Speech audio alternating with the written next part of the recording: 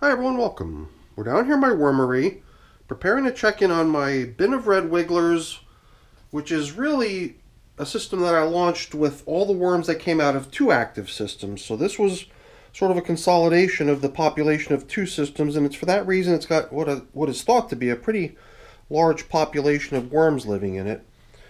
This is the system where we've been running. We usually try to do something a little different in each of my systems, or something is done to distinguish the system a little bit from the others. And in the case of this particular system, which is now 133 days of age, we've been following this routine of not freezing any of their foods, because in all my other systems, wherever possible, the stuff that the worms are fed is frozen. However, in here, over the past 11 feedings that the system has received, 8 of those feedings, the last 8 of them, have been non-frozen feedings, and today feeding number 12 is going to go in there as their 9th non-frozen feeding. So let's get the system up on the bench and we can continue over there.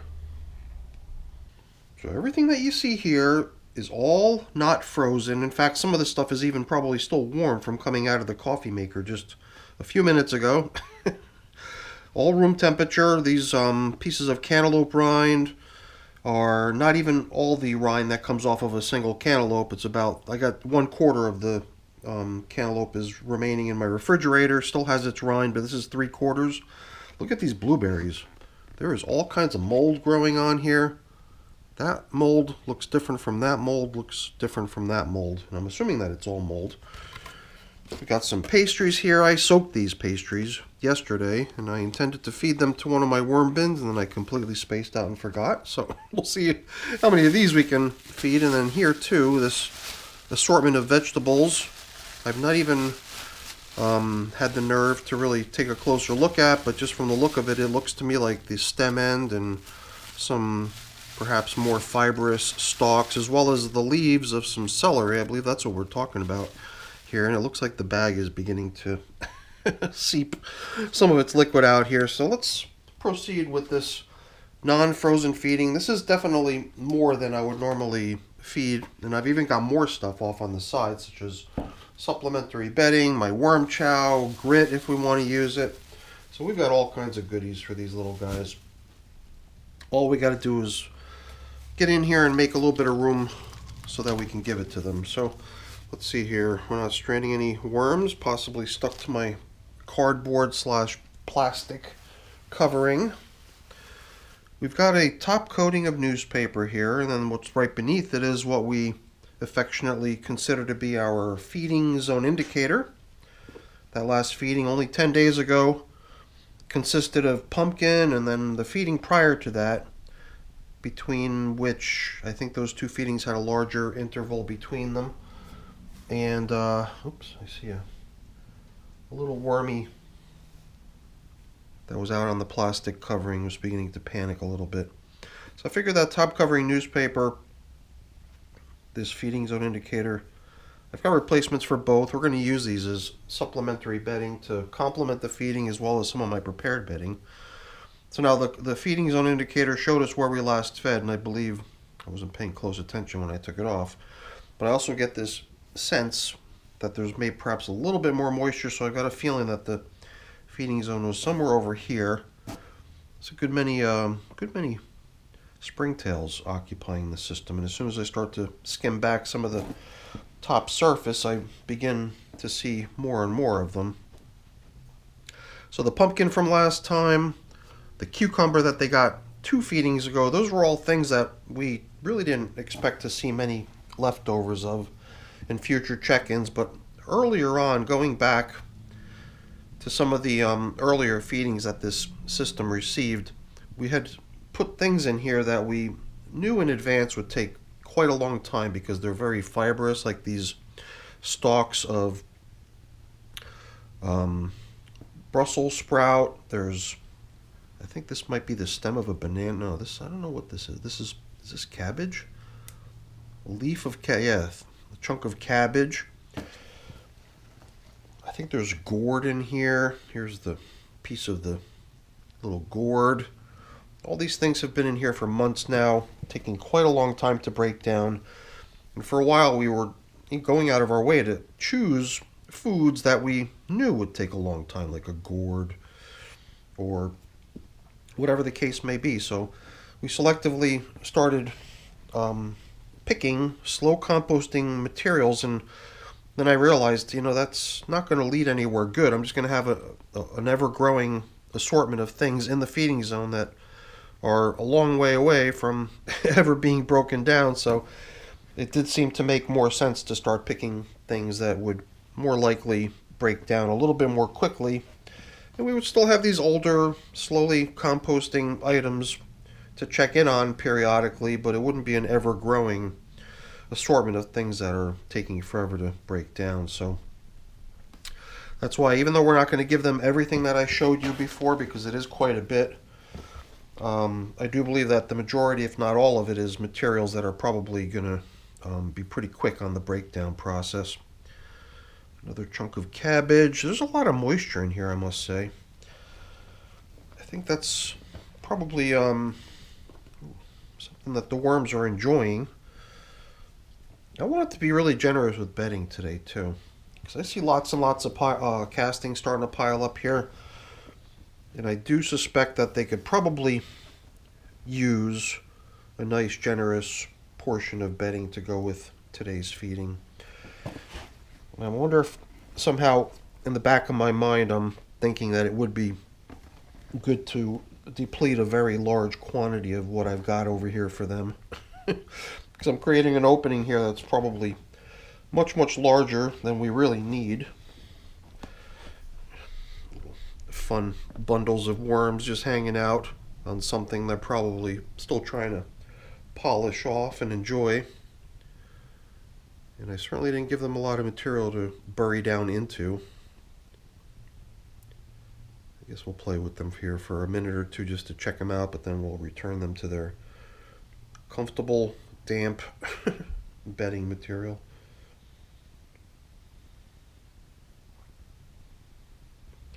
Well, let's get to applying today's feeding and see how we do as far as fitting a good bit of it in here. Whatever at this point I don't feed today, I was sort of holding on to a lot of this not frozen stuff food, partially because I knew I was going to be feeding this system within a few days, but the other reason was because I'm kind of in a surplus mode and I really don't have space in my freezer right now to put things, although that statement was true perhaps 2 or 3 days ago when I really made a concerted effort to start depleting some of my reserves in my freezer. So I made a little bit of room, so I think I could put some of these things away if we're unable to feed them to the worms today. So I always like to try to get all this old stuff right back down alongside the new stuff, so that perhaps the new stuff is going to pique the interest of the worms and get them all coming out to work on the stuff, and then at the same time hopefully they're also going to keep chipping away at some of these older objects, which slowly but surely over time will all break down. But putting the materials that are like that right there in the line of fire, to me at least, seems like it ensures maximum attention by the worms. Alright, I think we got the majority of everything here. What is this, the seed from a avocado? Yeah, doesn't even want to break yet. Must have been pretty recently added. Alright, let's put in a little sprinkling of my prepared bedding, alongside which we'll be able to hopefully fit in a little bit of this, a little bit of that, and we'll see how far we get in terms of depleting things. Certain things like this, though, that's already, kind of rotting in the bag already over here. I'd like to just do away with all of this. I really have no intention of putting any of this aside. I was curious to see how it would look once it was placed into the system and occupying actual worm bin space. I'm not too sure what to expect either. Over here, yeah, I could feel kind of like a slimy, gooey stuff accumulating on here. And these two, I really have no interest in putting these aside either, so let's definitely plop in all these blueberries. Some of them are even kind of clumped together by the mold. Man, that's a nice, generous feeding. Let's plan to put in more, but I'm going to sprinkle in a little bit of this pulverized eggshell, which the worms can utilize as grit. I've also got a couple of these yummy pastries. I learned why these pastries did not get eaten by humans, because the person that was preparing them was not paying attention. They swapped out the ingredient flour with sugar. So these things have a lot of sugar. I have not tasted them. I mean, they were rock hard when I received them. So I'm just taking it on what I heard as far as the story as to why these ended up becoming rejected pastries instead of a beloved dessert for the family to enjoy. So now I'd love to hear people's thoughts on this feeding. Am I going a little bit overboard here? Am I being a little bit overzealous in the interest of minimizing the stuff that I need to stash away into the freezer? I'll give you a hint as to what I think. I think, yeah, that's probably exactly what I'm doing here.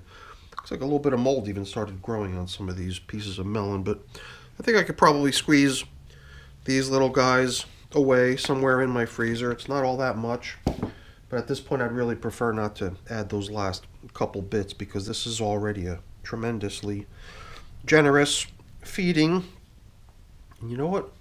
Before we plop in that coffee right there, I think we're going to give them even more. Supplementary bedding.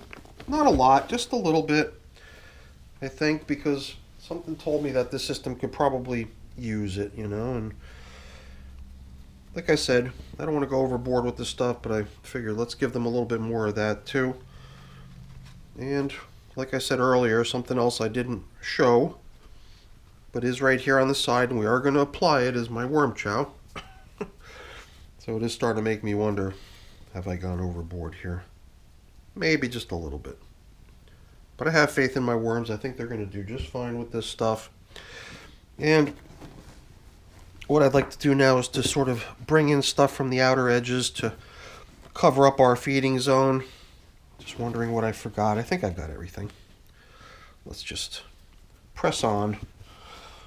It's not terribly important if you kind of overlooked a step and you look off to the side and you realize, oh geez, I wanted to put this in there, or you know, oh my goodness, I totally forgot to do X, Y, or Z. So I usually try to lay those things that are going to remind me to do certain things out to my side, but I also very often simply don't look that way and forget anyway. So let's see here. We've done away now. We've made it all into supplementary bedding. Man, look at all those springtails.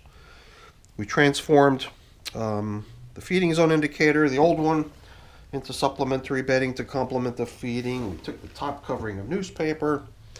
So after we aerate and cover up over here a little bit, so many springtails, we'll proceed to restoring some of those things. The feeding zone indicator is going to be the filter in which today's coffee portion was put. I think there's no avoiding having a mound. And I have a feeling it's going to become a big canyon by the time we come back in here next time. So it is kind of cool to see like a pile that's really just food underneath. And then what I've got for them is this piece of paper that pretty much covers the entire top surface. In fact, I even folded in these two outer edges because they seem like they were just reaching a little bit too far. But the rest of it, I think, pretty much goes edge to edge all the way around the entire system, onto which we could place our plastic-coated cardboard top. So let's bring it back on in here, and we'll be finished. So that's it for the video, everyone. Hopefully you enjoyed it. If you did, as always, please don't forget to leave me a quick thumbs up before you go. That's always really appreciated. And if you haven't done so already, please also consider subscribing to the channel. That's very much appreciated as well. All right, everyone, have a great day. Thanks for watching. Bye now.